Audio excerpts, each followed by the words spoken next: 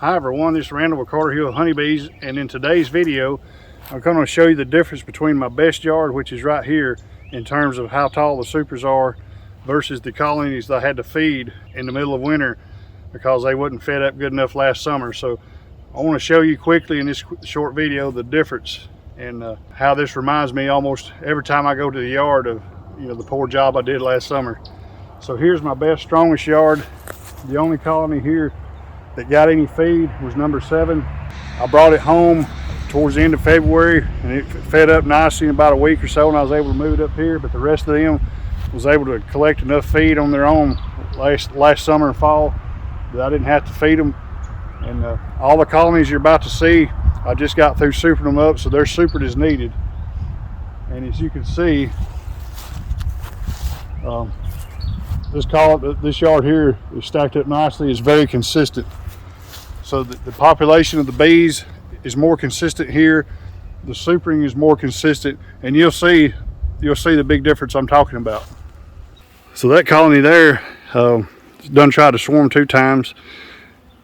So it got very little, if any, feed. I'm pretty sure, I don't believe I fed it at all over the winter, and I've already pulled 2 mediums of brood off of it. So you can kind of discount that from this, but look at the rest of this yard, how far they are behind, and then plus those colonies here have brood issues, but those right there are really lagging behind.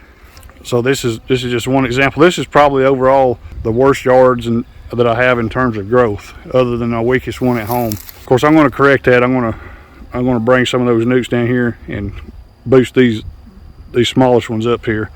That should fill the yard out pretty good. So here's probably my second strongest yard, and as you can see, it's not supered up near as well. All these colonies has been to the house at one point or another and been fed. That one up there on the end is lagging behind, but it's starting to come on.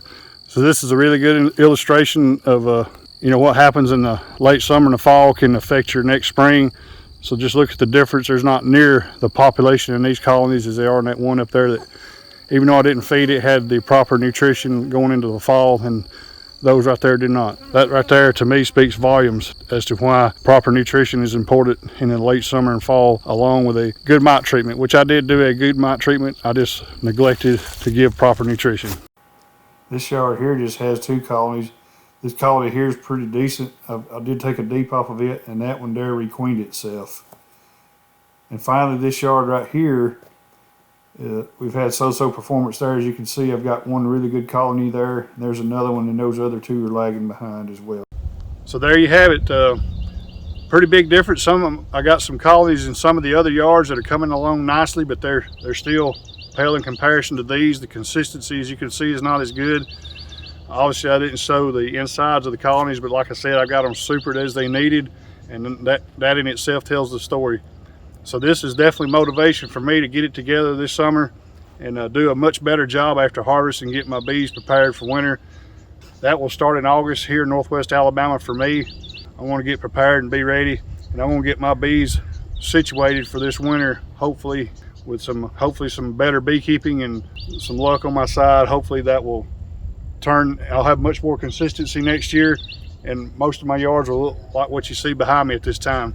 So right here we are towards a little bit past the middle of April. I think today's the 20th, but this yard here is very impressive. I appreciate you taking the time to join me for this short video. Never stop learning, and we'll catch you next time.